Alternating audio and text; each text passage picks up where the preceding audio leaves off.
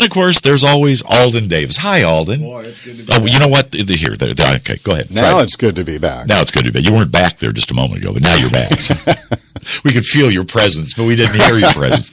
So, anyway, you just got back from what? Training over on New Bedford? It's been New Bedford, focused all week, focusing people's attention on building better businesses. Yeah. It was great. Apparently, Alden has gotten into this thing. Alden, so you were an engineer by training. Engineer, yep. And you worked for UTC for quite a while. And then, went out and started doing this stuff. Helping other businesses. This thing's taken off. It's going crazy. Great, yeah. How many miles are you? How many fly miles are you picking up This here? is going to be a big year. Yeah, you're going to Phoenix? Right, Phoenix, Houston, back to California, Chicago. So we're giving you this guy for free. Okay? Well, this is great We're stuff. not charging you for this. No. But Alden is doing what he does, and he's doing it for us this morning. And so it's time for what are we doing today, by the way? Well, wake up and thrive. Settled and predictable are not words I would use to describe the state of the economy yet. I believe uncertainty still exists, and as such, that means hazards are lurking around like a leopard waiting to take you down. Yikes. Staying vigilant in unguarded times is today's theme. Join us as we wake up and thrive right after weather and sports. All right, you got it, buddy. And Scott will have that coming up for you in just a minute. It's 7:13 on WTIC News Talk 1080. It is Saturday morning with the Ray Man. Thank you for being here. First of all, I do want to thank the guys, Ali and the gang over at Luke's Donuts in lovely West Avon. 7:22. All right, Alden Davis is here, and this is our Saturday morning coaching session. And this is basically, and as you pointed out in the introduction, it's still very uncertain out there. So what you have to do, this is helping you be all you can be. Oh, staying ahead of the game. Exactly, That's right. and making yourself better. And Alden does this for a living. So in groups, like this time, returning from a triumphant tour of Cape Cod and New Bedford. That's right. Well, what are we learning today? Well, today we're learning first. It's great to be with everyone this morning, and I certainly miss it when we don't have Saturday morning coaching together. I believe there's a lot of uncertainty in the world, and it is important that we stay vigilant and alert. This week was spent working with 350 people in the wire and cable business, learning how to be situationally aware with a risk mitigation mindset. That means learning how to be safe in all we do. And we learned from the experts in safety, the animals in the savannah. For them, identifying hazard and risk is a normal part of life. Failure, Ray, means their dinner. They have finely tuned communication patterns, safety plans, and defined roles. It is truly inspirational and sobering to learn from them. Somehow, as a species, our senses have grown dull to the risks and hazards around us, and I believe to our peril. So this morning, Coach says to you, wake up. Wake up to the situation around you. Be alert. Be aware. Be vigilant. Be awake. We need to be on guard in life. It seems that many people have gotten complacent. Coach is seeing this all across the country. People seem to be living in a habit-based environment, day in and day out, operating on autopilot, assuming that tomorrow is merely an extension of today. Unaware of what is happening around them, unable to read the signs that may indicate trouble is lurking. That seems to me to be a very high-risk life strategy. If a zebra managed its life the way many people do, it wouldn't live to see tomorrow. So how do the animals do it? What's their trick to avoid surprises and thrive in a hazard-rich environment?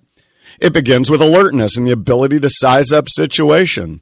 It's a normal part of life to recognize risk and take appropriate action.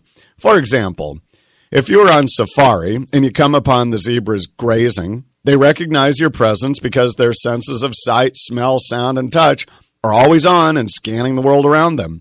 They size up the Jeep as a moderate risk and position themselves for a quick escape if something should change, and they get back to grazing.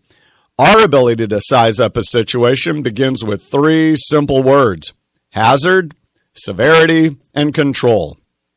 Hazard is what could cause me harm. Severity is how bad it could get, and control is anything put in place to help prevent the hazard from occurring. If Coach put you in a metal box with wheels and rolled you down a road at 80 miles an hour, is there a hazard? Well, sure. Crushing, slamming, pinning, breaking. How severe could the hazard be? Well, metal box, 80 miles per hour, it could kill you, maybe seriously disfigure you. What might be some controls? Steering wheel, brakes, helmet, seatbelt, airbags, mirrors, to name a few. So what might be a career-killing hazard? How about embezzling money from your work because your gambling got you indebted to the Russian mob? Or maybe accumulating 60 hours of porn viewing on the company computer. Yay.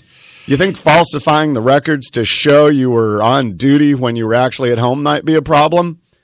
All these actually happened, and all ended the person's career. What happened to their control of rational thought? Not making the connection that borrowing money from the mob might be a problem. Coach is amazed at the self-deception that goes on with people and the thrill they seem to get from playing the odds. How about a harm you hazard like running up your credit card to its limit? That alone can ruin a person's future for many years and damage relationships in the process. The best control in this case would have been to cut up the card and make the risk go away. Here's a hazard that Coach believes is still very real for many people, and that is getting laid off. Read the signs, my friend. The world situation is unstable. Retail is struggling. Housing sales are limping along. Laws are being passed that continue to make running a business more complex and expensive. Monetary policy continues to create an unreal situation. Local, state, and federal budgets are not sustainable. Defense is getting trimmed. Target, the store, sales are down because of the data breach. GM is positioning for big problems with the quality escape. All of these are signs.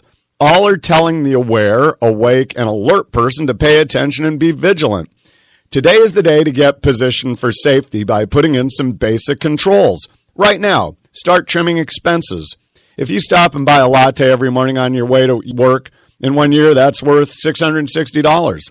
Lunch every day is worth another $1,500. Your cell phone package is an easy $720. Downloading songs, paying for cable. How many extra online subscriptions are you carrying? Coach encourages you to build up a little reserve of cash so you have breathing room in the event your job gets cut. And you do that by trimming expenses starting today. Dust off your resume and update it. Make sure you're positioning yourself in the best possible way. It is much easier to be creative with your resume when you're not in panic mode. It doesn't take much to keep your head when everyone else is falling apart, just by doing some simple preparation before the hazard strikes. Wake up, be alert, be aware, ever vigilant to hazards that might be lurking around you and your family. Just by tuning your senses into the world around you gives you a competitive edge in these uncertain times. The animals in the savannah do it. Maybe it's time you do it too. Well, that was Coach Davis. That was a good one. I like that one. Not the cheeriest topic, but you know what? Reality is reality, isn't it? Well, that's exactly it. Yeah. Good way to say it. Well, we'll talk more about that in a while. 7:29 news coming up in a minute.